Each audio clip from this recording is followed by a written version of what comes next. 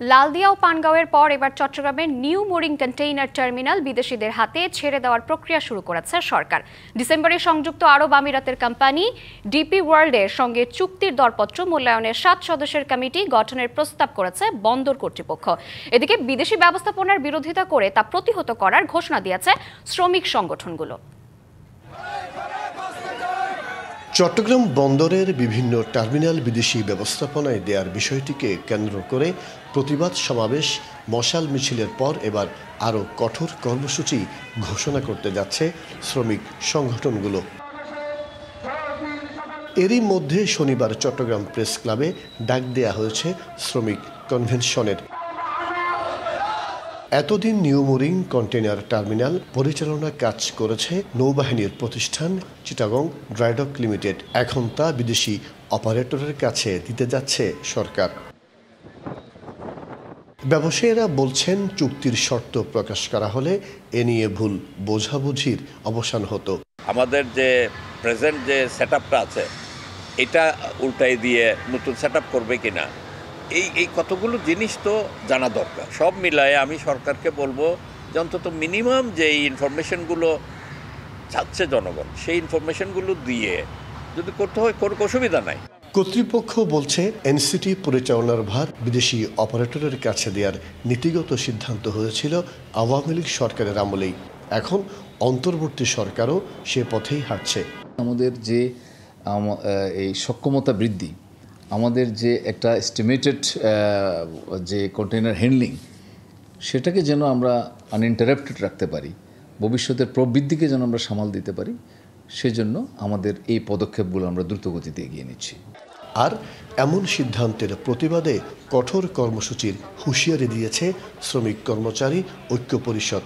সরকারকে বলতে চাই, এটা যদি হাত দেন, এই সরকারের পতনের একটা ঘন্টা এখান থেকে বাজে যাবে। যেভাবে আছে এইভাবে চলবে। বর্তমানে নৌবাহিনী পরিচালনা করতেছে, নৌবাহিনী দিয়ে পরিচালনা করুক, আমাদের কোনো আপত্তি নেই। আমরা বিদেশি কাউকে দিতে দেবো না, এখানে বিদেশি আসার কোনো সুযোগও নাই। চট্টগ্রাম বন্দরের এনসিটি টার্মিনাল দিয়ে আমদানি রপ্তানি কন্টেইনারের সিংহভাগ পরিবহন করা হয়। মাসুদুল হক, ডিবিসি নিউজ, চট্টগ্রাম। নির্বাচনকে সামনে রেখে সাইবার হামলার শিকার হচ্ছে বিএনপি। টার্গেট করা হচ্ছে দলটির শীর্ষ নেতা, সম্ভাব্য সংসদ সদস্য প্রার্থী ও অ্যাক্টিভিস্টদের। সামাজিক যোগাযোগ মাধ্যমে দলটির দায়িত্বশীলরা বলছেন, বিএনপির জনপ্রিয়তা ক্ষুণ্ণ করতে টার্গেট করে অনলাইনে প্রোপাগান্ডা ছড়ানো হচ্ছে। বিশেষজ্ঞরা বলছেন, এ ধরনের অপরাধ চিহ্নিত করার প্রয়োজনীয় ব্যবস্থা না থাকার সুযোগ নিচ্ছে সাইবার অপরাধীরা।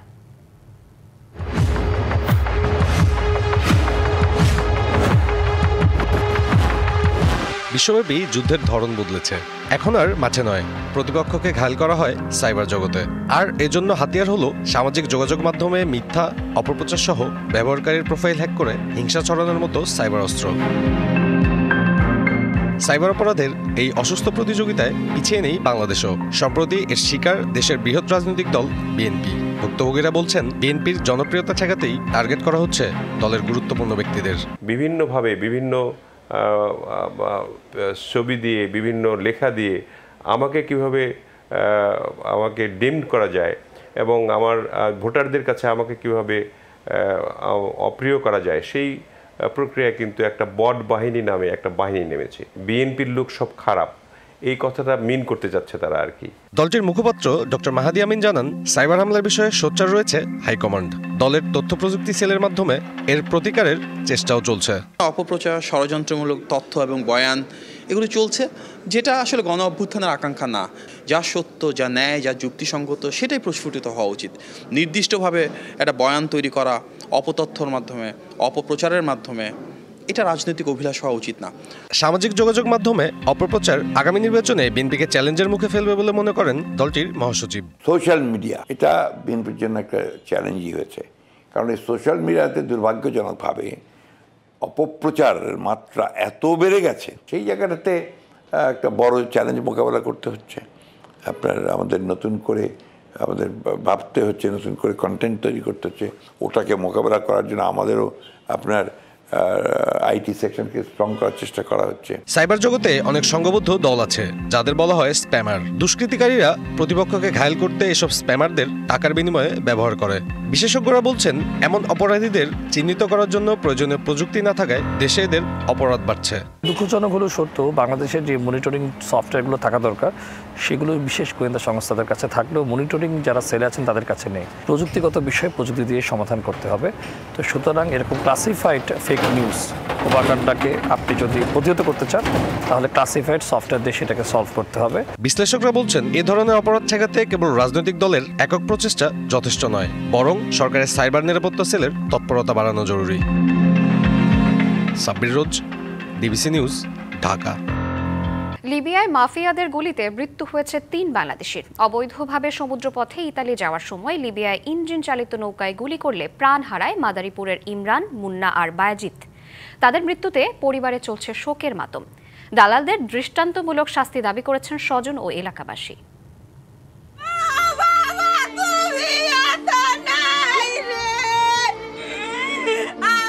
বিএ শেষ বর্ষের ছাত্র ইমরান খান পড়াশোনার পাশাপাশি জড়িত ছিলেন যুব রেড ক্রিসেন্টের মাদারীপুর রাজৈর উপজেলার শাখার প্রধান হিসেবে।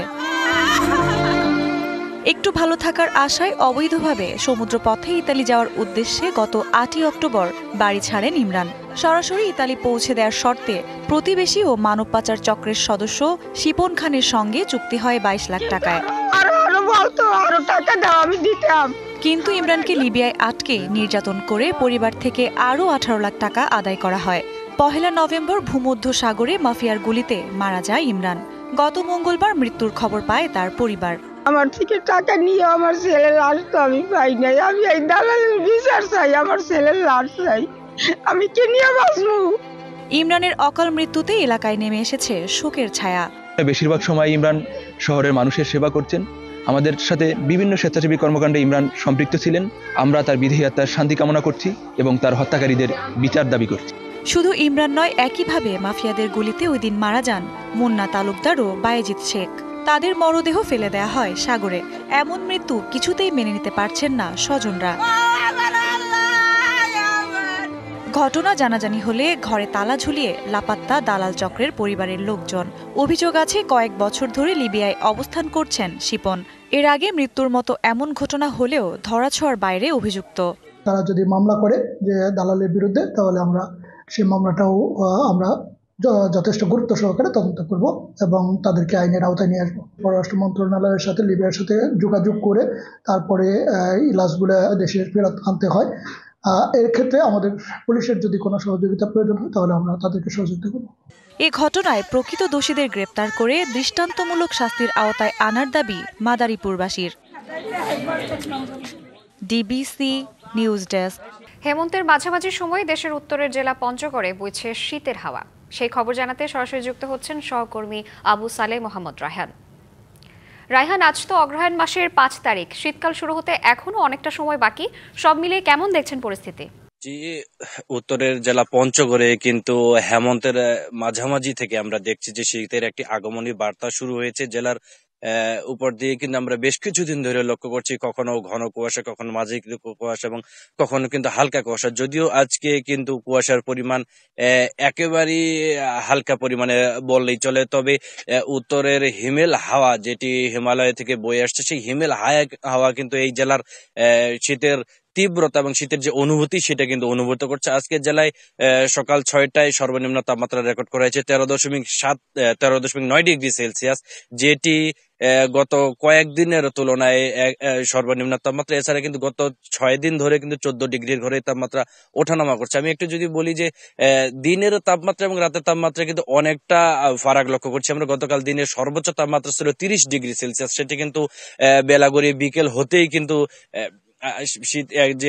শীতের বাতাস, সেই বাতাস এবং ঠান্ডা আবহাওয়া অনুভূত হচ্ছে। এতে কিন্তু যতই রাত গভীর হচ্ছে ততই কিন্তু শীতের তীব্রতা আমরা অনুভব করছি। যদিও শীত আসতে অনেকটাই বাকি, কিন্তু ভোর থেকে বা সকাল থেকে আমরা দেখি যে প্রায় সময় হেডলাইট জ্বালিয়ে, কুয়াশা থাকলে হেডলাইট জ্বালিয়ে যানবাহন চলাচল করে এবং যারা সাধারণ মানুষ তাদের কিন্তু কাজের সন্ধানে যেতেও অনেকটা কষ্ট হয়। বলা যায় যে উত্তরের এই জনপদটিতে সবার আগেই শীত আসে এবং সবার পরেই শীত চলে যায়। তো আবহাওয়া অফিসের সাথে আমরা কথা বলেছি, তারা আমাদেরকে যেমনটি জানিয়েছে বলছেন যে চলতি মাসের শেষের দিকে, যদিও শীত আসতে আরো কয়েকদিন বাকি, তারপরেও কিন্তু এই চলতি মাসের শেষের দিকে একটি শৈত্যপ্রবাহের সম্ভাবনা রয়েছে। এছাড়া জানুয়ারির 5 থেকে 7 তারিখের মধ্যে কিন্তু আরো কয়েকটি শৈত্যপ্রবাহর সম্ভাবনা রয়েছে। বলা যায় যে এই মৌসুমে বৃষ্টিপাতের পরিমাণ অনেকটা কম হওয়ার কারণে কিন্তু এবার শীতের তীব্রতা বেশি হবে বলে ধারণা করছে আবহাওয়া অফিস। তো আরেকটি বিষয় একটু জানিয়ে রাখি যে উত্তরের এই জনপদটি কিন্তু বরাবরই শীত এলে এই জনপদের মানুষজন যারা নিম্ন আয়ের মানুষ, শ্রমজীবী,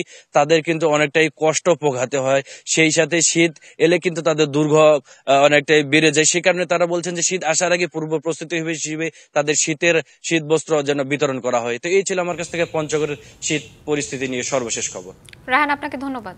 গাজীপুরের কালিয়াকৈরে একটি ওয়ার্কশপের গ্যাস সিলিন্ডার লিকেজ থেকে আগুনে দগ্ধ হয়েছেন 5 জন। রাত 10:30টার দিকে রাখালিয়া চালা এলাকায় এই ঘটনা ঘটে। ওই এলাকার মোতালেব ওয়ার্কশপে একটি বড় সিলিন্ডারের লিকেজ থেকে গ্যাস বেরিয়ে পাশের চায়ের দোকানের আগুন ছড়িয়ে পড়ে। এতে ওই ওয়ার্কশপের মালিক মোতালেব হোসেন, চা দোকানদার আলী হোসেন, চায়ের দোকানের ক্রেতা শফিকুল ইসলাম ও শামীম আহমেদ শাহিন দগ্ধ হয়েছেন। আহতদের উদ্ধার করে প্রথমে স্থানীয় হাসপাতালে নেওয়া হয়। পরে আশঙ্কাজনক দুজনকে ঢাকা মেডিকেল কলেজ হাসপাতালের বার্ন ইউনিটে নেওয়া হয়েছে।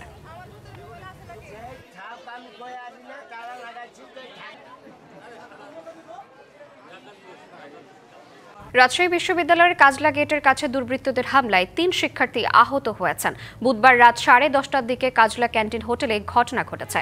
ঘটনার পরে রাত 12:30টার থেকে কাজলা ফটকের সামনে ঢাকা রাজশাহী মহাসড়কের উপর আগুন জ্বালিয়ে বিক্ষোভ করেছেন শিক্ষার্থীরা। আহত শিক্ষার্থীরা হলেন আল ফারাবি, তাহমিদ আহমেদ বকশি এবং মিনহাজ। প্রত্যক্ষদর্শীরা জানায় ক্যান্টিনে রাতের খাবারের খাচ্ছিলেন ফারাবি ও তার সঙ্গের কয়েকজন। এ সময় 10 থেকে 15টি মোটরসাইকেলে করে মুখে কালো কাপড় বেঁধে এবং হেলমেট পরে এসে তাদের উপর হামলা চালায়। পরে সেখান থেকে ফারাবি এবং বকশিকে তুলে নিয়ে যায়। এরপর রাত 12:15টার দিকে ফারাবিকে বিনোদপুর এলাকা থেকে এবং বকশিকে হবিবুর রহমান হলের সামনে থেকে উদ্ধার করা হয়েছে। নো প্রমোশন নো ওয়ার্ক কর্মসূচিতে স্থবির রাঙামাটি সরকারি কলেজের শিক্ষা কার্যক্রম। বিসিএস সাধারণ শিক্ষা প্রভাষকরা এই কর্মসূচির ডাক দিয়েছেন। শিক্ষার্থীদের চাওয়া শিক্ষকরা ক্লাসে ফিরবেন শিগগিরই, তবে দাবি আদায় না হওয়া পর্যন্ত কর্মসূচি চলবে বলে জানান শিক্ষকরা। জেলার সবচেয়ে বড় কলেজ রাঙামাটি সরকারি কলেজ, যেখানে পড়তে আসেন জেলা ও বাইরের অনেক শিক্ষার্থী। 16 নভেম্বর থেকে নো প্রমোশন নো ওয়ার্ক কর্মসূচি পালন করছেন বিসিএস সাধারণ প্রভাষকরা। ক্লাসরুম ফাঁকা, শিক্ষার্থীরা আসলেও ক্লাস না করেই ফিরে যাচ্ছে। দ্রুত শিক্ষকদের ক্লাসে ফেরার অনুরোধ তাদের কণ্ঠে। 16 তারিখ থেকে যে কর্মবিরতি আছে তাতে আমাদের ক্লাসের অবশ্যই ক্ষতি হচ্ছে। ক্লাস করাইতে পারতেছে না, ওনারা কর্মবিরতিতে আছে, যার জন্য আমাদের অনেক ক্লাস মিস হইতেছে। আর দাবি আদায়ের পথে অনড় শিক্ষকরা। আমাদের দাবিটা ন্যায্য দাবি, যে দাবির জন্য সরকার কোনো ধরনের টাকা পয়সা খরচ করতে হবে না, শুধুমাত্র একটা ডিগনিটির জন্য, একটা মর্যাদার জন্য, একটা সম্মানের জন্য আমরা পদোন্নতির দাবি করতেছি। তো এত সব কিছু হওয়ার পরেও আমরা যদি 10 বছর 12 বছর ধরে একই পজিশনে থাকি, একই পদে থাকি, এটা আমাদের জন্য আসলে অমর্যাদাকর। শিক্ষকদের দাবি মেনে নেওয়ার আহ্বান কলেজ অধ্যক্ষের। প্রায় কেউ 12-13 বছর পর্যন্ত সে একই পদে এখন চাকরি করছেন। এটা অবশ্যই সম্মানের ক্ষেত্রে এটা একটা প্রতিবন্ধক। সরকার অনধিক বিলম্বে তাদের প্রমোশন প্রক্রিয়া শুরু করবেন এবং আমাদের ক্লাসে তারা ফিরে যাবেন। 1965 সালে স্থাপিত হয় রাঙামাটি সরকারি কলেজ। বর্তমানে শিক্ষার্থী প্রায় 10,000। DBC news desk. শীতের মৌসুম শুরুর সঙ্গে সঙ্গে বিশ্বের বৃহত্তম ম্যানগ্রোভ বন সুন্দরবনে বাড়ছে দেশি বিদেশি পর্যটকের ভিড়। বাগেরহাটের মোংলা, করমজল, হিরন পয়েন্ট, দুবলারচর ও হারবাড়িয়া ইকো ট্যুরিজম সেন্টার এখন প্রতিদিনই ভ্রমণ পিপাসুদের পদচারণায় মুখর। শীতে পর্যটকদের সংখ্যা কয়েক গুণ বৃদ্ধি পাওয়ায় বদলে যাচ্ছে সুন্দরবন কেন্দ্রিক উপকূলীয় এলাকার গ্রামীণ অর্থনীতি।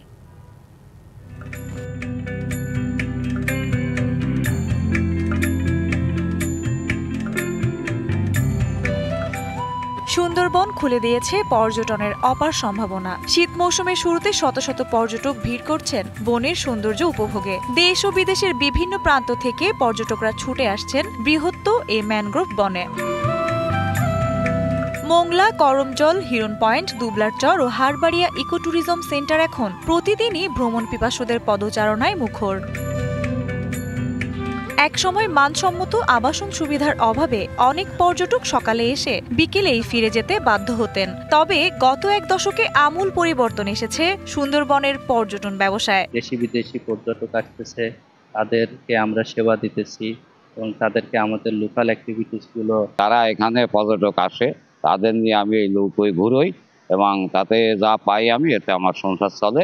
ইকো রিসোর্টের কারণে খুব কাছ থেকে সুন্দরবনের প্রকৃতি উপভোগের সুযোগ হচ্ছে, যা আগে সম্ভব ছিল না। সুন্দরবনের দৃশ্যগুলোই হচ্ছে অন্যরকম, বিভিন্ন রকমের গাছপালা, পশু পাখি সব আপনারা সুন্দরবনে আসলে দেখতে পাবেন। পরিবেশটা এত সুন্দর আর হালকা ঠান্ডা পড়েছে, মনোরম পরিবেশ, পশু পাখি দেখছি, হরিণ দেখছি, বানর দেখছি।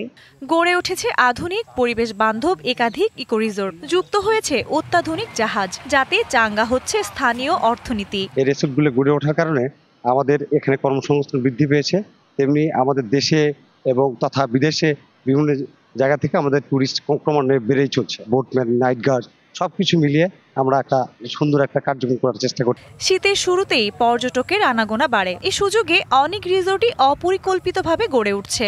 এখনই সঠিক পরিকল্পনা ও নিয়ন্ত্রণ না করা হলে ভবিষ্যতে এইসব স্থাপনাই সুন্দরবনের জন্য হুমকি হয়ে উঠতে পারে। DBC news desk.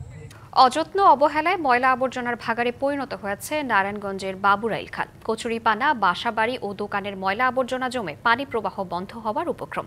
দুর্গন্ধে পাশ দিয়ে যাওয়া মুশকিল। পানিতে জন্ম নিচ্ছে মশার লার্ভা। অথচ খালটির সংস্কারে 3 বছর আগে সিটি কর্পোরেশন ব্যয় করেছে প্রায় 200 কোটি টাকা।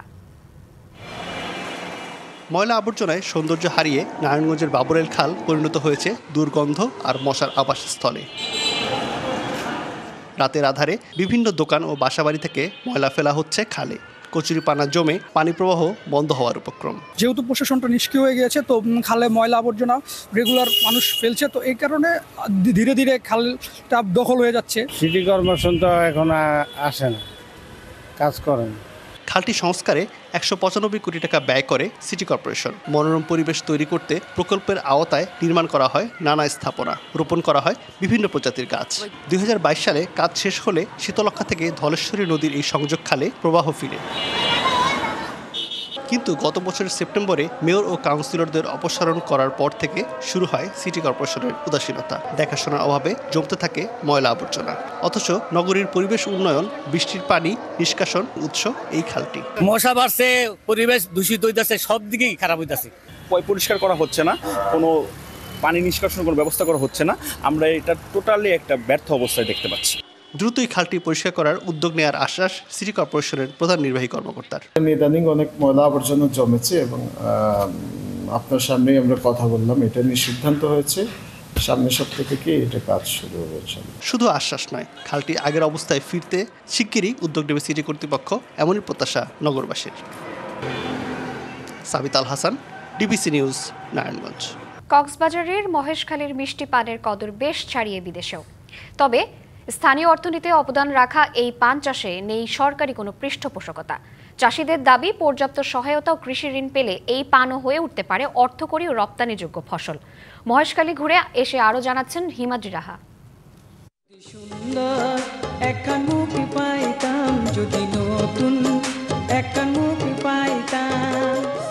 শেফালি ঘোষের গাওয়া এই গানের মতোই জনপ্রিয় মহেশখালীর পান। যদি সুন্দর একখান মুখ পাইতাম, মহেশখালীর পানের খিলি তারে বানাই খাওয়াইতাম। দেশের একমাত্র দ্বীপ উপজেলা মহেশখালী বিখ্যাত এই মিষ্টি পানের জন্য। শীত শীত সকালের মিষ্টি রোদে পান ক্ষেতের পরিচর্যায় ব্যস্ত চাষিরা। মিষ্টি এই পানের চাষ পদ্ধতি অন্যান্য ফসলের চেয়ে ভিন্ন। চাষ করতে হয় শন আর বাঁশের তৈরি কাঠামোর ভেতরে, যাকে বলে বরজ। চাহিদার সিংহভাগ পান মহেশখালীতে উৎপাদিত হলেও এখানকার পান চাষিদের মেলে না কৃষি অধিদপ্তরের তেমন কোনো পৃষ্ঠপোষকতা। ব্যক্তিগত উদ্যোগে বংশ পরম্পরায় ধরে রেখেছেন পান চাষের ঐতিহ্যের ধারাবাহিকতা। জীবিকা নির্বাহের একমাত্র উপার্জন হলো এই পান ক্ষেত। এই পান ক্ষেতের সরকারিভাবে কোনো দেনা পাওনা দেয় না সরকারের কৃষি অধিদপ্তর থেকে। সার দিতে হয়, খোলদি দিতে হয়, টিএসপি দিতে হয়, এসএসপি দিতে হয়, ইউরিয়া সহ। পানের চারাগুলো আমরা বাঁশের কঞ্চি দিয়ে সোজা করি, যাতে ওইগুলো বড় বড় পান হয়, তা দিয়ে আমাদের সংসারের চালাই। এই পানটা যতটা মিষ্টি তার চেয়ে এই পানটা খেতে করতে ততটা কষ্ট বেশি। তবে কৃষি অধিদপ্তর বলছে প্রান্তিক এই পান চাষিদের সহায়তায় পাশে আছে তারা। কৃষি ঋণও প্রক্রিয়াধীন। যেহেতু এলাকাটা উপযোগী, এই জন্য পান চাষের জন্য আমাদের এই পান চাষের কলাকৌশল এবং অন্যান্য যে সাপোর্টগুলো লাগে এই ব্যাপারে আমরা প্রয়োজনীয় পরামর্শ কৃষকদেরকে দিচ্ছি এবং তাদেরকে পান চাষে উৎসাহিত করার জন্য চেষ্টা করছি। মহেশখালীর মিষ্টি পান শুধু একটি রসনাবিলাসের পণ্য নয়, স্থানীয় সংস্কৃতিতেও রয়েছে এর প্রভাব। মহেশখালীর মিষ্টি পান যে শুধু পণ্য তা না, এটা কিন্তু লোকজ সংস্কৃতির সাথে জড়িত। গত ৩-৪ বছর ধরে পানের সবচাইতে কম লাভজনক অবস্থায় থাকার পরেও তারা কিন্তু বারবার সেই পান চাষ বাদ দেয়নি, কারণ তারা বাদ দিতে পারে না, ঐতিহ্যগত একটা বিষয়। রাষ্ট্রীয় পৃষ্ঠপোষকতা এবং কৃষি অধিদপ্তরের পর্যাপ্ত সুযোগ সুবিধা পেলে মহেশখালীর এই বিখ্যাত মিষ্টি পান হয়ে উঠতে পারে অর্থকরী ফসল, সেই সাথে বিদেশে রপ্তানি করে অর্জিত হতে পারে প্রচুর পরিমাণ বৈদেশিক মুদ্রাও। এমনটাই মনে করছেন এখানকার কৃষক ও ব্যবসায়ীরা। হিমাদ্রি রাহা, ডিবিসি নিউজ, মহেশখালী, কক্সবাজার। কার্যকর যুদ্ধবিরতি জাতিসংঘের নিরাপত্তা পরিষদের শান্তি চুক্তি পাশের মধ্যেও গাজায় থেমে নেই ইসরায়েলি বাহিনীর হামলা। গত 24 ঘন্টায় ইসরায়েলি বাহিনীর হামলায় একই পরিবারের 5 জন নিহত হয়েছেন 28 ফিলিস্তিনি। ফিলিস্তিনের স্বাস্থ্য মন্ত্রণালয় জানিয়েছে গাজার দক্ষিণাঞ্চলের আল মাওয়াসি এলাকায় একটি বসতবাড়ি লক্ষ্য করে হামলা চালায় ইসরায়েলি বাহিনী। এ ঘটনায় একই পরিবারের 5 জন নিহত হন। এছাড়া পূর্ব সুজাইয়ায় আশ্রয় কেন্দ্রে হামলায় নিহত হয়েছেন বেশ কয়েকজন। হামলার ঘটনায় আহত হয়েছেন অন্তত 77 জন। ইসরায়েলি বাহিনী জানিয়েছে খান ইউনিসে তাদের লক্ষ্য করে গুলি ছোড়া হয়, পরে হামাসকে লক্ষ্য করে তারাও পাল্টা হামলা চালায়। তবে হামাস অভিযোগ অস্বীকার করে বলেছে এটি যুদ্ধবিরতির সরাসরি লঙ্ঘন। তাদের দাবি ইসরায়েল যুদ্ধবিরতির পর থেকে 390 বারেরও বেশি যুদ্ধবিরতি ভেঙেছে।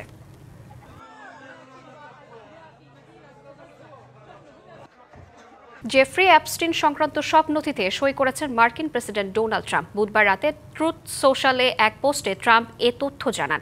ট্রাম্প লিখেন, জেফ্রি অ্যাপস্টিন, যিনি যৌন নির্যাতন এবং মানব পাচার সংক্রান্ত বহু অভিযুক্ত ছিলেন, তিনি 2019 সালে কারাগারে মারা যান। তার মৃত্যু ও সংশ্লিষ্ট নথি প্রকাশ নিয়ে যুক্তরাষ্ট্রে বহুবার বিতর্ক ওঠে।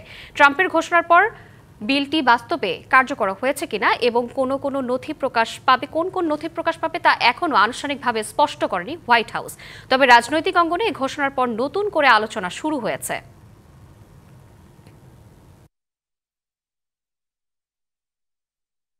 হোয়াইট হাউসে আবারও প্রেসিডেন্ট ডোনাল্ড ট্রাম্পের কটাক্ষের শিকার এক সাংবাদিক। এবিসি নিউজের প্রশ্নে ক্ষেপে হুমকি দেন ব্রডকাস্ট টেলিভিশনটি বন্ধ করে দেয়ার।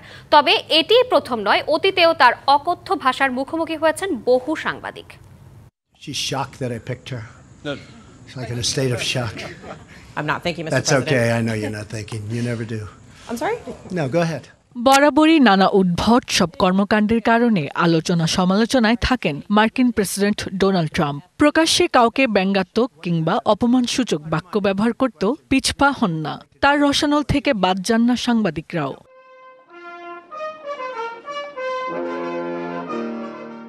মঙ্গলবার সৌদি যুবরাজ মোহাম্মদ বিন সালমান ঐতিহাসিক সফরে আসেন যুক্তরাষ্ট্রে। এ সময় ওভাল অফিসের বৈঠকে জেফ্রি এপস্টেইন কেলেঙ্কারি ও আলোচিত জামাল খাশোগি হত্যার প্রশ্নে মুহূর্তে ক্ষিপ্ত হয়ে ওঠেন ট্রাম্প। হুমকি দেন প্রশ্নদাতা ওই সাংবাদিকের চ্যানেল এবিসি নিউজকে বন্ধ করে দেয়ার। Now, who are you with? I'm with ABC News, sir. You're with who? ABC News, sir. Fake news. ABC fake news. One of the worst in the business. But I'll answer your question. I think the license should be taken away from ABC. এর একদিন আগেই Epstein এর ফলাফল সংক্রান্ত এক প্রশ্নে এক নারী সাংবাদিককে গালি দিয়ে বসেন প্রেসিডেন্ট ট্রাম্প।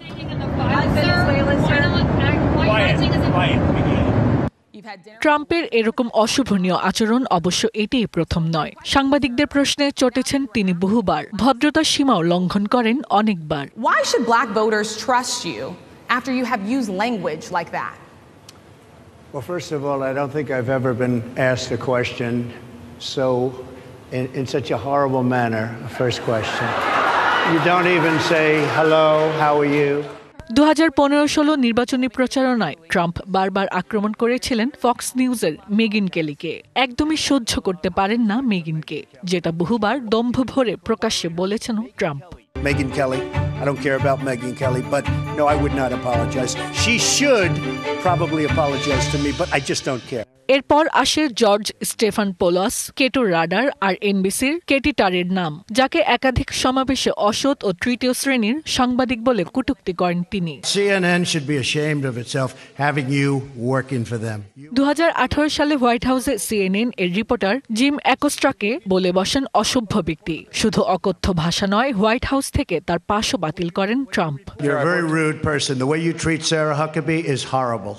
এর মধ্যে সাংবাদিকদের সঙ্গে নানান বিবাদে জড়িয়ে এবিসি ও এনবিসির লাইসেন্স বাতিল করতে চাপ দিচ্ছেন দেশটির কেন্দ্রীয় যোগাযোগ কমিশনকে। তবে মার্কিন নিয়ম অনুযায়ী লাইসেন্স দেয়া হয় স্থানীয় স্টেশনকে, নেটওয়ার্ককে নয়। ফলে এ ধরনের পদক্ষেপে ট্রাম্পকে মুখোমুখি হতে হবে আইনি লড়াইয়ে।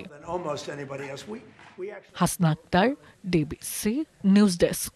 চিকেন স্নেক হিসেবে পরিচিত শিলিগুড়ি করিডোরে ভারতের সামরিক স্থাপনা তৈরি ও সামাজিক যোগাযোগ মাধ্যমে বাংলাদেশের ৬২ কিলোমিটার এলাকা দখলের গুজবকে কেন্দ্র করে লালমনিরহাট সীমান্ত ঘিরে চলছে নানা বিশ্লেষণ। তৎপরতা বাড়িয়েছে বিজেপি। তবে নিরাপত্তা বিশ্লেষকের দাবি, এটি নিছকই পরিস্থিতি অস্থিতিশীল করার পাঁয়তারা, বড় বিষয় নয়। বাংলাদেশ, নেপাল, ভুটান ও চীন সীমান্তের কাছে ভারতের উত্তর পূর্বাঞ্চলকে সরু যে অংশটি দেশটির বাকি ভূখণ্ডকে যুক্ত করেছে তা শিলিগুড়ি করিডোর হিসেবে পরিচিত। একে চিকেন স্নেক নামেও ডাকা হয়। সম্প্রতি এই করিডোরের পশ্চিমবঙ্গ, বিহার ও আসামের চোপড়া, কিষানগঞ্জ ও ধুবড়িতে বাংলাদেশ সীমান্তের কাছাকাছি ৩টি সেনা ঘাঁটি স্থাপনের কাজ শুরু করেছে ভারত। প্রতিবেশী দেশটির এমন সামরিক প্রস্তুতি নিয়ে চলছে নানা বিশ্লেষণ। আর এমন পরিস্থিতিতে বাংলাদেশের লালমনিরহাট সীমান্তের ৬২ কিলোমিটার এলাকা ভারত দখলে নিয়েছে এমন গুজব ছড়ানো হয় অনলাইনে। তবে লালমনিরহাট সীমান্তের ওই অংশে গিয়ে দেখা যায় সবকিছুই স্বাভাবিক, কোথাও কোনো দখলের ঘটনাই ঘটেনি। স্বাভাবিক দৈনন্দিন জীবনযাপন সহ সীমান্তের কাছাকাছি জমিতে কৃষিকাজও করছেন বাংলাদেশিরা। আমি কি উপকে আমরাও না যাই, উপকে আমরাও না আইছি, জমি কোনো দখল করি নাই। বাংলাদেশত কোনো ঝামেলা করে না। এখন ইন্ডিয়া গেলে তাহলে ঝামেলা করে, আমরা তো ইন্ডিয়া যাই না। এমনিতে মানুষ হয়তো অনেকজন অনেক কথা কয়, আমরা তো বর্ডারে বাস করি, আমাদের কোনো সমস্যা নাই। ৫ই আগস্টের পর থেকে সীমান্তের ওপারে বিএসএফ সদস্য বৃদ্ধির পাশাপাশি টহলও বাড়িয়েছে ভারত। তবে তা বাংলাদেশের সার্বভৌমত্বে কোনো প্রভাব না ফেললেও সতর্ক অবস্থানে বিজিবি। গুজব রোধে সীমান্তপাড়ের বাসিন্দাদের মধ্যে সচেতনতা বৃদ্ধিতেও কাজ চলছে। এটা কোনো গুজব, এই গুজবে আপনারা কেউ কান দেবেন না। ভারতীয় সেনা বা ভারতীয় সৈন্যের যে কি কালারটা তাও তো দেখলাম না, এটা সম্পূর্ণ গুজব এবং ভিত্তিহীন। এটা ভারত বাংলাদেশের মধ্যে সীমান্ত প্রায় ৪,১০০ কিলোমিটার। এর ৮৬৫ কিলোমিটার অংশে নেই কোনো কাঁটাতারের বেড়া, আর লালমনিরহাটের ৭৮ কিলোমিটার অংশও কাঁটাতারের বেড়াহীন। বিজিবি বলছে সব বিষয় মাথায় রেখেই সার্বক্ষণিক সতর্ক অবস্থানে তারা। এটা রীতিমতো একটি উদ্দেশ্য প্রণোদিত এবং উভয় দেশের সম্পর্ককে নষ্ট করা, ব্যাঘাত ঘটা এবং এখানে প্রশ্নবিদ্ধ করার একটা পায়তারা ছাড়া, আমি এটা নীল নকশা ছাড়া আমি কোনো কিছুই এই মুহূর্তে ভাবছি না। নানা বিবেচনায় ভারত তার দেশের অভ্যন্তরে সামরিক প্রস্তুতি নিয়ে থাকতে পারে। তবে পরিস্থিতি অস্থিতিশীল করার উদ্দেশ্যে একটি মহল গুজব রটালেও একে খুব বড় করে দেখছেন না বিশ্লেষকরা। দেশে যে একটা স্থিতিশীল পরিস্থিতি রয়েছে সেটাকে অস্থিতিশীল করে তোলা। তো আমরা সেটা আরো গোয়েন্দা তৎপরতা বৃদ্ধির মাধ্যমে তার যে মূল উদ্দেশ্য, এর গভীরে যদি আরো কোনো কিছু থাকে সেটা বের করার চেষ্টা করছি। দুই দেশের মধ্যে আলোচনার মাধ্যমে সীমান্ত এলাকার বাসিন্দাদের উদ্বেগ কমিয়ে আনা সম্ভব বলে মনে করেন এই বিশ্লেষক। Majed Masud, DBC news, Lalmonirhat. বাজার পরিস্থিতি জানাতে আশুলিয়ায় বকবাড়ি বাজার থেকে সরাসরি যুক্ত হচ্ছেন সহকর্মী শফি মাহমুদ। শফি, বাজারে আগাম শীতের সবজি এবং মৌসুমী সবজির সরবরাহ ও দাম কেমন দেখছেন, কি বলছেন ক্রেতা বিক্রেতারা? সবজি আসলে আমরা দেখতে পেয়েছি যে সবজি কিন্তু উঠতে শুরু করেছে। শীতের যে সবজিগুলো রয়েছে, বিশেষ করে লাউ, মূলা, গাজর, এই ধরনের সিম, এই সবজিগুলো কিন্তু আমরা বাজারে দেখতে পেয়েছি যে উঠতে শুরু করেছে। তবে এখানে যা কথা বলে যতটুকু বুঝলাম যে আসলে সরবরাহ কিছুটা কম থাকার কারণে এখানে আসলে দরদামের এখন পর্যন্ত কিন্তু দাম বাড়তি। আমরা যদি একটু এখানকার ক্রেতাদের সাথে একটু কথা বলি, বাজারে তো এসেছেন, কি ধরনের সবজি উঠছে এবং শীতের সবজিগুলির দাম আসলে কেমন এই মুহূর্তে? আসলে শীতের সবজির ভিতরে ফুলকপি আছে, পাতাকপি আছে, আপনার ওই শীতের আরো অনেক অনেক সবজি আছে। এগুলোর ভিতরে লাউ আছে, আপনার এই যে বেগুন তুলনামূলক একটু দাম বেশি, আগের চেয়ে একটু দাম বেশি। আগে যেমন ছিল তার চেয়ে একটু দাম বাড়ছে, তবে অমন বেশি না। মোটামুটি আর কি আগের সপ্তাহ চেয়ে একটু কমছে এই সপ্তাহে। বাজারে কি আপনারা শীতের সবজি পাচ্ছেন সরবরাহ ঠিকঠাক ভাবে? এই তো আছে, সব ধরনের সবজি পাওয়া যাচ্ছে। এটা দাম একটু বেশি, অন্য বছর হচ্ছে এখন একটু বেশি হয়েছে, অত বেশি হয় নাই। কি ধরনের সবজির দাম কেমন? এখানে ফুলকপি নিল 70 টাকা কেজি, হ্যাঁ, ওই শসা নিল 80 টাকা কেজি, আপনার বেগুন নিল 70 টাকা কেজি, আপনার ওই যে সিম নিল 80 টাকা কেজি, এইভাবে আর কি। ধন্যবাদ আপনাকে। একটু একজন দোকানদারের সাথে একটু কথা বলতে চাই। ভাই, এখানে যে সবজির দামে পার্থক্য আমরা জানতে পারছি, সবজির সরবরাহ কি আপনারা কেমন পাচ্ছেন, আসলে দরদাম কেমন একটু বলেন? সরবরাহ তো এখনো হয় নাই, আরো কিছুদিন গেল শীতটা পড়লে তখন সবজি বেশি আসবে, তখন একটু দামটা কমবে। এখনো আগের সপ্তাহের মধ্যে দাম আছে, এখনো কোনোটা দাম কমে নাই। এখনো সিম 140 টাকা কেজি, ফুলকপি 80 টাকা কেজি, শসা 100 টাকা কেজি, করলা 100 টাকা কেজি, আপনার মূলা হইলে 50-60 টাকা কেজি, বেগুন 90 টাকা কেজি, ওইটা 80 টাকা কেজি। সবজি এখন দাম একটু বেশি, আগের মতো বেশি কমে নাই, শীতের যে কমবে সেটা কমে নাই। এমনিতে সবজির যে সরবরাহ সেটা ঘাটতি কেন বা কি কারণে, কি কিছু বলতে পারবেন? কিছুদিন বৃষ্টি হলো, সামনে বৃষ্টি হওয়ার জন্য মালগুলো নষ্ট হয়ে গেছে, এর জন্য সবজির দামটা একটু বেশি। মাঝখানে 2-3 দিন বৃষ্টি হওয়াতে সবজির দামটা একটু বাইরে গেছে, সরবরাহ কম, আগের মতো সরবরাহ নাই। এখন শীতের সময় যে সবজিটা চাপ হয় সেরকম সবজি নাই বাজারে। শুনছিলেন যে আসলে সবজির সরবরাহ কিছুটা বাড়তে শুরু করলে হয়তোবা এই বাজারগুলোতে সবজির দাম আরো কমে আসবে বলে আশা করছেন এখানকার ক্রেতা বিক্রেতারা। শ্রাবন্তী। শফি, আপনাকে ধন্যবাদ। রাঙামাটি জেলা পরিষদের অধীনে শিক্ষক নিয়োগে কোটা বৈষম্যের অভিযোগে লিখিত পরীক্ষা বন্ধের দাবিতে রাঙামাটিতে হরতাল চলছে। ভোর 6টা থেকে শুরু হওয়া হরতাল চলবে 36 ঘন্টা। হরতালের সমর্থনে শহরের বিভিন্ন সড়কে আগুন জ্বালিয়ে পিকেটিং করছে বিক্ষুব্ধরা। অভ্যন্তরীণ সকল যানবাহন চলাচল বন্ধ রয়েছে। জেলা শহর থেকে ছেড়ে যায়নি দূরপাল্লার বাস, বন্ধ রয়েছে যাত্রীবাহী লঞ্চ, বন্ধ দোকানপাটও। শহরে মোতায়েন করা হয়েছে বিপুল সংখ্যক পুলিশ। 2024 সালের 23শে জুলাইয়ের প্রজ্ঞাপন অনুযায়ী 93% মেধা ও 7% বিভিন্ন কোটায় নিয়োগ প্রদান না করে কোটা বৈষম্যের অভিযোগ তুলে এই হরতালের ডাক দেয় কোটা বিরোধী ঐক্যজোট সহ সচেতন নাগরিক নেতারা। আগামী 21শে নভেম্বর শুক্রবার প্রাথমিক শিক্ষক নিয়োগের লিখিত পরীক্ষা হবার কথা রয়েছে।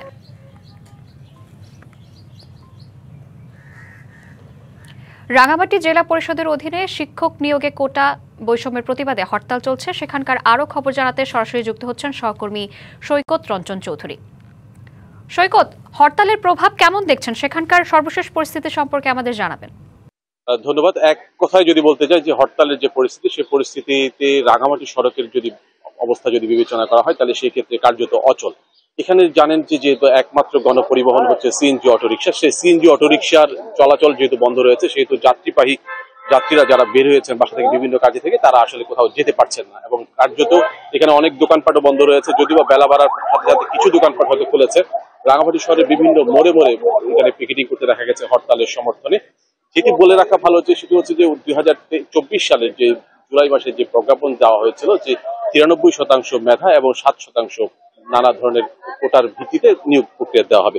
যেহেতু এখানে জেলা পরিষদের আইন শৃঙ্খলা পরিস্থিতি, জেলা পরিষদের একটা নিজস্ব আইন এবং বিধান আছেন, সেই আলোকে এখানে মূলত সাধারণত 70% উপজাতি এবং 30% অউপজাতীয় কোটায় তাদেরকে নিয়োগ প্রদান করা হয়। তো সেহেতু আমরা যেটা তার প্রতিবাদে তারা বলছে, যারা আন্দোলন করছে তারা বলছে যে তারা 93% মেধার কোটা এবং 7% যে অন্যান্য কোটা আছে যে প্রকল্প সেই অনুযায়ী করতে হবে এবং এই হরতালকে যাতে আইন শৃঙ্খলা পরিস্থিতি যাতে কোনো ধরনের অবনতি না হয় সেই কারণে মূলত এখানকার যারা এই আইন শৃঙ্খলা পরিস্থিতির অবনতি যাতে না হয় সেই জন্য আইন শৃঙ্খলা বাহিনী বিভিন্ন এলাকায় মোড়ে মোড়ে মূলত তারা টহল দিচ্ছে এবং একই সাথে কিন্তু যারা পিকেটিং করছে তাদের সাথে আমরা একটু কথা বলতে চাই। আমরা দেখতে পাচ্ছি যে এখানে যে পিকেটিং করছে এবং এই পিকেটিং করার কারণে যারা গাড়ি নিয়ে বেরোচ্ছেন তারা মূলত কিন্তু যেতে পারছেন না। আমরা একজন যদি পিকেটিং যারা দায়িত্ব পালন করছেন এই আন্দোলনের সাথে যারা জড়িত তাদের সাথে আমরা একটু কথা বলতে চাই যে এই হরতালে আপনার মানুষের কেমন সমর্থন পাচ্ছেন? আসসালামু আলাইকুম প্রিয় সাংবাদিক বৃন্দ, আমরা বিশেষ করে ছাত্ররা যখন এই হরতাল কর্মসূচি আমরা ঘোষণা করি তারপর থেকে এখন পর্যন্ত আমরা রাঙামাটি বিভিন্ন প্রান্তে আমাদের এই শিক্ষার্থীরা আছে তারা সেখানে অবস্থান করেছে এবং আমরা সম্পূর্ণ আমাদের বিশেষ করে যে চালকরা আছে, আমাদের বিশেষ করে যাত্রীরা আছে, আমাদের সাধারণ মানুষ আছে, যাদের সম্পূর্ণ সমর্থন আমরা পাচ্ছি এই পর্যন্ত। তবে একটা কথা না বললেই নয়, আমরা যে বিভিন্ন জায়গায় অবস্থান করছি আমাদের কিন্তু স্পেসিফিক কিছু নির্দেশনা আছে। যে বিশেষ করে রোগী যদি থাকে তাদেরকে আমরা ছাড় দিচ্ছি, লেকার্সের পরীক্ষা চলছে তাদেরকে আমরা ছাড় দিচ্ছি, এর পরবর্তীতে যদি অ্যাম্বুলেন্স থাকে অ্যাম্বুলেন্সকে আমরা ছাড় দিচ্ছি, যেই পণ্যগুলো পচনশীল তাদেরকে আমরা ছাড় দিচ্ছি। কিন্তু আমাদের স্পষ্ট নির্দেশনা আছে আমাদের মধ্য থেকে আন্দোলনকারী কেউ কোনো জায়গায় কারোর সাথে কোনো প্রকারের অসৌজন্যমূলক আচরণ করবে না। আমরা দাঁড়িয়ে থাকবো, আমাদের কথা হচ্ছে আমাদের হরতাল থাকবে। যদি আমাদেরকে না মেনে আমাদের উপর দিয়ে গাড়ি চলে যাবে, আমরা মরে যাবে, কিন্তু কারো গায়ে আমরা হাত দিব না। তো আপনাদেরকে স্পষ্ট করছি, আজকে কিছুক্ষণ আগে থেকে রাঙ্গামাটি বিভিন্ন জায়গা থেকে আমাদের কাছে ফোন আসছে, বিভিন্ন প্রকার অপপ্রচার চালানো হচ্ছে যে আমরা কারো গায়ে হাত তুলেছি। আমরা স্পষ্টভাবে বলছি আমাদের সকলকে নির্দেশনা সম্পূর্ণভাবে এই শান্তিপূর্ণ কর্মসূচি পালন করা এবং কারো গায়ে কোনো প্রকার হাত না তোলা এবং আমাদের যারা আছেন তারা দায়িত্বশীল আচরণ করবে। সুতরাং যত প্রকারের অপপ্রচার আছে এই সকল প্রকার অপপ্রচারের উদ্যোগে আমরা আমাদের যে কাঙ্ক্ষিত লক্ষ্য মেধা 93% যে মেধা, এই মেধা নিশ্চিত করব এবং সেই মেধা নিশ্চিত হওয়ার আমাদের দাবি সমর্থন হওয়ার আগ পর্যন্ত আমরা আমাদের আন্দোলন চালিয়ে যাব।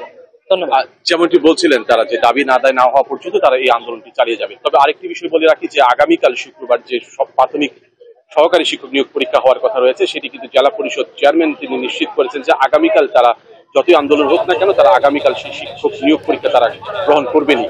তো শেষ পর্যন্ত দেখা যাক যে এই আন্দোলনের পরবর্তী সময় যদি বা এই লাইভ চলাকালীন সময় পর্যন্ত কিন্তু এখনো রাঙ্গামাটিতে কোনো ধরনের অপ্রীতিকর ঘটনা ঘটেনি।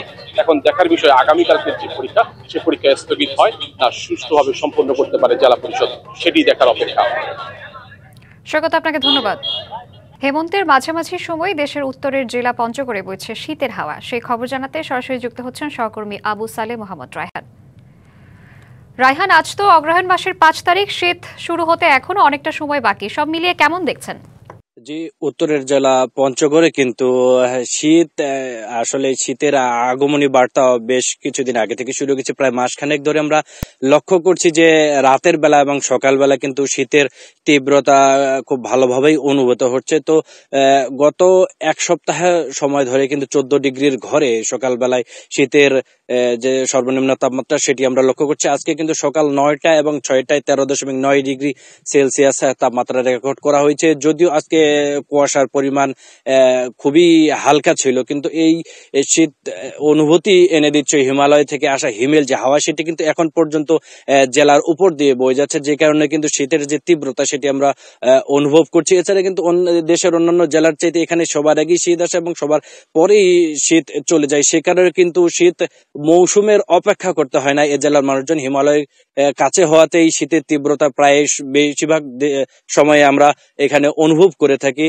তো আমি একটা বিষয়ে জানিয়ে রাখি যে সকাল 6টায় কিন্তু জেলার বাতাসে আর্দ্রতা ছিল 99%, সেটি কিন্তু কমে গিয়ে সকাল 9টায় 66% হয়ে যায়। অর্থাৎ শীতের এই হিমেল হাওয়া কিন্তু শীতের যে অনুভূতি সেটাই জানান দিচ্ছে। এছাড়া আবহাওয়া অফিসের সাথে আমরা কথা বলছি, তারা বলছেন যে আকাশে কিন্তু মেঘের পরিমাণ একেবারে নাই বললেই চলে এবং জলীয় বাষ্প কমে যাওয়ায় কিন্তু কুয়াশার পরিমাণ অনেকটা কমে গেছে। তবে এই মাসের শেষের দিকে কিন্তু কুয়াশার পরিমাণ বাড়বে, সেই সাথে কিন্তু হিমেল হাওয়া এবং শৈত্যপ্রবাহের দেখা মিলতে পারে। এছাড়া ডিসেম্বরের প্রথম সপ্তাহে কিন্তু মাঝারি শৈত্যপ্রবাহ বয়ে যাওয়ার একটি সম্ভাবনা রয়েছে। বলা যায় যে এই মৌসুমে বর্ষা মৌসুমে এবার বৃষ্টির পরিমাণ কম হওয়াতে শীতের যে মৌসুমে এবার শীত বেশি হওয়ার একটি সম্ভাবনা লক্ষ্য করা যাচ্ছে।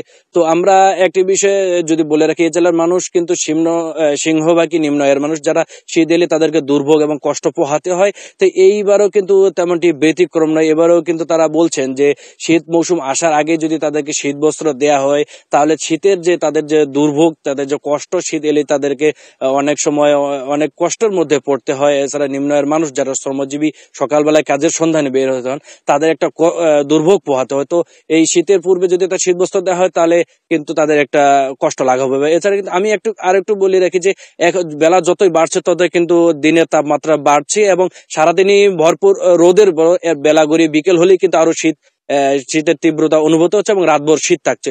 তো এই ছিল আমার কাছ থেকে পঞ্চগড়ের শীত পরিস্থিতি নিয়ে সর্বশেষ। রায়হান, আপনাকে ধন্যবাদ। 14 বছর পর ফিরে এলো তত্ত্বাবধায়ক ব্যবস্থা। এ নিয়ে হাইকোর্ট প্রাঙ্গণ থেকে আমাদের সাথে হাইকোর্ট প্রাঙ্গণে ব্রিফ চলছে, আমরা সরাসরি যুক্ত হচ্ছি সেখানে। ভোটাধিকার সুনিশ্চিত করার জন্য এটা হচ্ছে সবচেয়ে বেস্ট মেকানিজম। আমরা আমাদের পক্ষ থেকে যারা সহযোগিতা করেছেন সাংবাদিক বন্ধু আপনাদেরকে ধন্যবাদ জানাই। রায়টি হচ্ছে সংবিধানের আজকে সুপ্রিম কোর্টের আপিল বিভাগ, বিএনপি, অন্যান্য রাজনৈতিক দল এবং বদিউল আলম মজুমদার কর্তৃক দায়েরকৃত বিচারপতি ABM খায়রুল হক সাহেবের যে রায়ের মাধ্যমে নির্দলীয় তত্ত্বাবধায়ক সরকার ব্যবস্থা বাতিল করেছিলেন সেটি আজকে ফিরে এলো তাৎক্ষণিকভাবে। তবে এই রায়ের কার্যকারিতা হিসেবে পরবর্তী নির্বাচন হবে 2026 সালের ফেব্রুয়ারি মাসে অনুষ্ঠিতব্য নির্বাচনের পরে। না, মাসুদ যে কথাটি জানতে চেয়েছে সেটা হচ্ছে আর্টিকেল 56 and 58 এবং এইটা বাস্তবায়িত হয়েছিল 1996-এ। উনি পরিষ্কারভাবে উল্লেখ করেছে 1996 সনে এই যে আর্টিকেল 58(1), 58(2) সেখানে যে এই ব্যবস্থা প্রবর্তন করেছিলেন এবং যেটা পরবর্তীতে এই 13 অ্যামেন্ডমেন্টের জাজমেন্টে বাতিল করেছিলেন, সেটা আবার তিনি পুনঃপ্রবর্তনের কথা বলেছেন এবং পুনর্বহাল করলেন। আপনাদের সকলকে ধন্যবাদ। নির্বাচনকে সামনে রেখে সাইবার হামলার শিকার হচ্ছে বিএনপি। সামাজিক মাধ্যমে টার্গেট করা হচ্ছে দলটির শীর্ষ নেতা, সম্ভাব্য সংসদ সদস্য প্রার্থী ও অ্যাক্টিভিস্টদের। দলটির নেতারা বলছেন বিএনপির জনপ্রিয়তা ক্ষুণ্ণ করতে টার্গেট করে অনলাইনে প্রোপাগান্ডা ছড়াচ্ছে। বিশেষজ্ঞরা বলছেন এ ধরনের অপরাধ চিহ্নিত করার প্রয়োজনীয় ব্যবস্থা না থাকার সুযোগ নিচ্ছে সাইবার অপরাধীরা।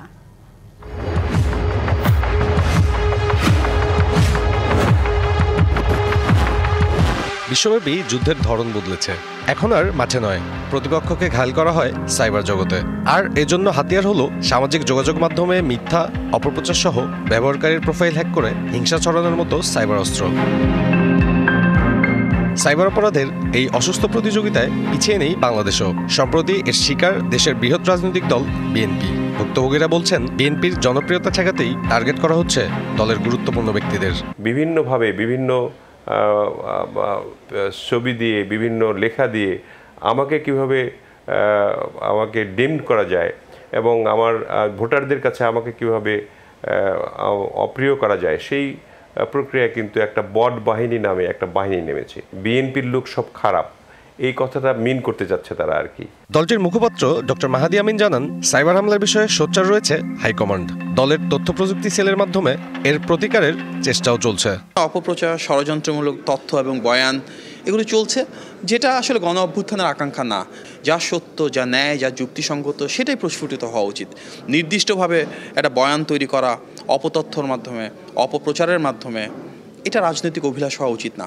সামাজিক যোগাযোগ মাধ্যমে অপপ্রচার আগামী নির্বাচনে বিএনপিকে চ্যালেঞ্জের মুখে ফেলবে বলে মনে করেন দলটির মহাসচিব। সোশ্যাল মিডিয়া এটা বিএনপির জন্য একটা চ্যালেঞ্জই হয়েছে, কারণ এই সোশ্যাল মিডিয়াতে দুর্ভাগ্যজনকভাবে অপপ্রচারের মাত্রা এত বেড়ে গেছে, সেই জায়গাটাতে একটা বড় চ্যালেঞ্জ মোকাবেলা করতে হচ্ছে। আমাদের নতুন করে ভাবতে হচ্ছে, নতুন করে কন্টেন্ট তৈরি করতে হচ্ছে। ওটাকে মোকাবেলা করার জন্য আমাদেরও আইটি সেকশনকে স্ট্রং করার চেষ্টা করা হচ্ছে। সাইবার জগতে অনেক সংঘবদ্ধ দল আছে যাদের বলা হয় স্প্যামার। দুষ্কৃতিকারীরা প্রতিপক্ষকে ঘায়েল করতে এসব স্প্যামারদের টাকার বিনিময়ে ব্যবহার করে। বিশেষজ্ঞরা বলছেন এমন অপরাধীদের চিহ্নিত করার জন্য প্রয়োজনীয় প্রযুক্তি না থাকায় দেশে এদের অপরাধ বাড়ছে। দুঃখজনক হলেও সত্য, বাংলাদেশের যে মনিটরিং সফটওয়্যারগুলো থাকা দরকার সেগুলো বিশেষ গোয়েন্দা সংস্থাদের কাছে থাকলেও মনিটরিং যারা সেলে আছেন তাদের কাছে নেই। প্রযুক্তিগত বিষয়ে প্রযুক্তি দিয়ে সমাধান করতে হবে। তো সুতরাং এরকম ক্লাসিফাইড ফেক নিউজ, প্রোপাগান্ডাকে আপনি যদি প্রতিহত করতে চান তাহলে ক্লাসিফাইড সফটওয়্যার দিয়ে সেটাকে সলভ করতে হবে। বিশ্লেষকরা বলছেন এ ধরনের অপরাধ ঠেকাতে কেবল রাজনৈতিক দলের একক প্রচেষ্টা যথেষ্ট নয়, বরং সরকারের সাইবার নিরাপত্তা সেলের তৎপরতা বাড়ানো জরুরি। সাব্বির রোজ, ডিবিসি নিউজ, ঢাকা। যুদ্ধবিরতি ও আন্তর্জাতিক নানা উদ্বেগের পরও গাজায় থামছে না ইসরায়েলি বাহিনীর নৃশংস হামলা। সম্প্রতি জাতিসংঘের নিরাপত্তা পরিষদে ডোনাল্ড ট্রাম্পের শান্তি চুক্তি পাশের পরপরই হামলায় নিহত হয়েছেন একই পরিবারের 5 জন সহ 28 ফিলিস্তিনি। এদিকে লেবাননে তেল আবিবের হামলায় নিহত হয়েছেন একজন।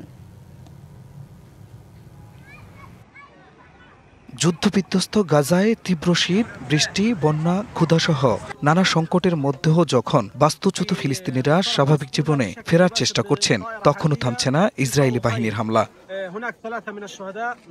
যুদ্ধবিরতির পরও প্রায় প্রতিদিনই কোনো না কোনো পরিবারে শোনা যায় এমন কান্নার রোল। ফিলিস্তিনের স্বাস্থ্য মন্ত্রণালয় জানিয়েছে, স্থানীয় সময় বুধবার গাজার দক্ষিণাঞ্চলের আল মাওয়াশি এলাকায় একটি বসতবাড়ি লক্ষ্য করে হামলা চালায় আইডিএফ। এ ঘটনায় একই পরিবারের 5 জন সহ নিহত হয়েছেন 25 জন।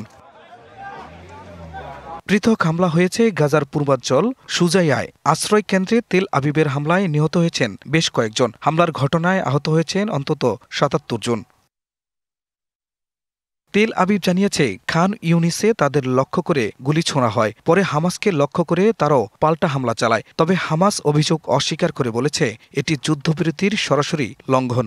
তাদের দাবি, ইসরায়েল যুদ্ধবিরতির পর থেকে ৩৯০ বারেরও বেশি যুদ্ধবিরতি ভেঙেছে। অব্যাহত হামলায় গাজার মানবিক পরিস্থিতি আরও অবনতি হচ্ছে। হাসপাতালগুলোতে স্থান সংকুলন না হওয়ায় চিকিৎসা সেবা ব্যাহত হচ্ছে। খান মোহাম্মদ মুকুল, ডিবিসি নিউজ ডেস্ক। ফেব্রুয়ারিতে ত্রয়োদশ জাতীয় সংসদ নির্বাচন। সারা দেশ প্রস্তুত হচ্ছে একটি অবাধ, সুষ্ঠু ও গ্রহণযোগ্য নির্বাচনের জন্য। কি ভাবছেন সাধারণ মানুষ থেকে শুরু করে আগামী জনপ্রতিনিধিরা? সে কথা জানাতে ডিবিসি নিউজের ইলেকশন এক্সপ্রেস ছুটে যাচ্ছে সব সংসদীয় আসনে। এখন আছে সংসদীয় আসন ১২৮ পিরোজপুর ২-এ। স্বাগত সিএসআরএম ডিবিসি ইলেকশন এক্সপ্রেসে। আমরা এখন রয়েছি পিরোজপুর ২ আসন। আজ সারাদিন জুড়েই থাকবো পিরোজপুর ২ এবং ৩ আসনে। এই আসনটি পিরোজপুরের ভান্ডারিয়া, নেসারাবাদ এবং কাউখালী উপজেলা নিয়ে গঠিত। এখানে বাংলাদেশ জামায়াতে ইসলাম কর্তৃক মনোনীত প্রার্থী শামীম সাঈদী, তিনি আজকে আমাদের মাঝে অতিথি হিসেবে উপস্থিত রয়েছেন। স্বাগত আপনাকে। আমরা যতদূর জেনেছি যে আপনারা ভোটারদের কাছে যাচ্ছেন, দাঁড়িয়ে দাঁড়িয়ে যাচ্ছেন। ভোটাররা কি প্রত্যাশা করছেন আপনাদের কাছ থেকে? আসসালামু আলাইকুম রহমতুল্লাহি বারাকাতুহু। ডিবিসি সিএইচআরএম আজকের এই অনুষ্ঠানে আমাদেরকে ডাকার কারণে আপনাদেরকে ধন্যবাদ জানাচ্ছি। বিশেষ করে এই পিরোজপুর উলিয়ার দেশ, পিরোজপুর মৌলানা শাহ নেসারউদ্দিন আহমেদ পীর সাহেব, সসিনার পীর সাহেবের মাটি, আল্লামা দেলোয়ার হোসেন সাঈদী রহমতুল্লাহ আলাইয়ের মাটি, মৌলানা আব্দুর রহিম রহমতুল্লাহ আলাইয়ের মাটি। এখানে এই মাটিতে অনেক কৃতি সন্তান জন্ম নিয়েছেন। বিশেষ করে শেরে বাংলা একে ফজলুল হক, তফজ্জল হোসেন, মানিক মিয়া, জুয়েলাইস, অনেকেই এই মাটিতে জন্ম নিয়েছেন। এই মাটি অনেকটাই প্রসিদ্ধ একটি মাটি। গোটা বাংলাদেশে এই পিরোজপুরকে চিনে, পিরোজপুরের মানুষকে চিনে। পিরোজপুরের মানুষ ভালোবেসে, সম্মান করে, শ্রদ্ধা করে আল্লামা সাঈদীকে ভোট দিয়ে সংসদে পাঠিয়েছিলেন। সেই প্রত্যাশা নিয়েই, যেহেতু আল্লামা সাঈদীর উপরে অবিচার হয়েছে, তাকে নির্যাতন করা হয়েছে, জুলুম করা হয়েছে, সেই জায়গা থেকেই এই পিরোজপুরের মানুষ পিরোজপুরের আসনে এই ২ আসনে তার উত্তরসূরি হিসাবে, তার সন্তান হিসাবে আমাদেরকে দেখতে চায়। আমি এ পর্যন্ত গত ৩-৪ মাস ধরে বিভিন্ন বাড়িতে বিভিন্ন বাজারে প্রতিটি ইউনিয়নে যাওয়ার ফলে আমি মানুষের ভিতরে ব্যাপক সাড়া এবং নীরব বিপ্লবের একটি প্রতিচ্ছবি দেখতে পাচ্ছি। আপনারা কি প্রতিশ্রুতি দিচ্ছেন এলাকার উন্নয়নের স্বার্থে? প্রথমত উন্নয়নের জন্য আমরা চিন্তা করতেছি শিক্ষার কিছু মান উন্নয়ন দরকার। এটা হলো ১ নম্বর। দ্বিতীয় নম্বর হলো যে, আপনারা জানেন কি না জানি না, বাংলাদেশ যে সবুজায়নের জন্য যে চেষ্টা করা হয় বাংলাদেশকে, সেই সবুজায়নের জন্য নেসারাবাদ সবথেকে বড় নার্সারি। সেখান থেকে সবথেকে বেশি গাছের উৎপন্ন হয়, চারা গাছের উৎপন্ন হয়। এইখানেও কিছু আধুনিকায়নের প্রয়োজন আছে এবং এখানে মাছের ভালো চাষ হয়। কৃষি এবং মৎস্যজীবীর প্রচুর মানুষ এখানে আছেন। এখানে আধুনিকায়ন করার জন্য যে ধরনের পদক্ষেপ নেওয়া দরকার, এই পদক্ষেপগুলো নেব ইনশাআল্লাহ। এর সাথে রাস্তাঘাটের অবস্থা অত্যন্তই খারাপ অবস্থা, একেবারেই বলার অপেক্ষা রাখে না। গতকালকে যে জায়গায় গেছি সেখানে মোটরসাইকেলে যাওয়ার মতন উপায় নেই। সেই জায়গাগুলোর উন্নয়ন দরকার। আমরা সেই সমস্ত উন্নয়নের কথা বলছি, যারা ভবিষ্যতে আমরা এই সমস্ত উন্নয়নগুলো সাধন করবো ইনশাআল্লাহ। সিএসি চাইছে একটি অবাধ, সুষ্ঠু নির্বাচনের জন্য রাজনৈতিক সহাবস্থান জরুরি, এবং প্রান্তিক পর্যায় থেকে আপনাদের সেই রাজনৈতিক সহাবস্থান সেটি বজায় থাকবে কিনা? অবশ্যই বজায় থাকবে। আমরা তো অবশ্যই একটি সহাবস্থান নিয়েই থাকতে চাই এবং বাংলাদেশ জামাত ইসলামী সর্বত্রই সহাবস্থায় থাকার জন্য সকলের কাছে আহ্বান জানাচ্ছে। আমরাও এখানে একইভাবে মানুষের সাথে মিলেমিশে কাজ করার জন্য চেষ্টা করতেছি। এই আসনে প্রধান প্রতিদ্বন্দ্বী হিসেবে কাদের মনে করছেন আপনারা? সারা বাংলাদেশেই তো বিএনপি প্রধান প্রতিদ্বন্দ্বী, আর পিরোজপুর ২ আসনে আমার বন্ধু আহমেদ সোহেল মঞ্জুর সুমন, তিনি প্রতিদ্বন্দ্বী আছেন। আমরা বন্ধুর মতনই কাজ করতেছি, আমাদের সাথে ভালো সম্পর্ক আছে, আমরা একসাথে কাজ করবো ইনশাআল্লাহ। জয়ের ব্যাপারে এই আসন থেকে কতটা আশাবাদী এবং প্রতিশ্রুতি যা দিচ্ছেন তা পূরণ হবে কিনা? জয়ের ব্যাপারে আমি পূর্ণাঙ্গ আশাবাদী। আমি আশাবাদী এদেশের মানুষ অত্যন্ত সহজ সরল বলা হয় কিন্তু অনেক বিবেকবান এবং বুদ্ধিমান। আপনারা দেখছেন যে 24-এর যে অভ্যুত্থান হয়েছে, বিপ্লব হয়েছে, এই বিপ্লবের পিছনে যে জনগণই এখানে একটা বিষয় প্রধান ভূমিকা রেখেছে। তারা হচ্ছে এই যুবক শ্রেণী, এই তরুণ নতুন ভোটার, এরা আমাদেরকে ভালোবাসে। কাজেই যেমনটি শুনছিলাম এখানে যিনি প্রার্থী হয়েছেন জামায়াত ইসলাম থেকে, তিনি জয়ের ব্যাপারে আশাবাদী। এর পরবর্তীতে আমরা এই আসনের অন্য কোনো রাজনৈতিক দলের প্রার্থীর সাথে কথা বলবো এবং তার নির্বাচনী ভাবনা জানাবো আপনাদের। সে পর্যন্ত দেখতে থাকুন CSRM ডিবিসি ইলেকশন এক্সপ্রেস।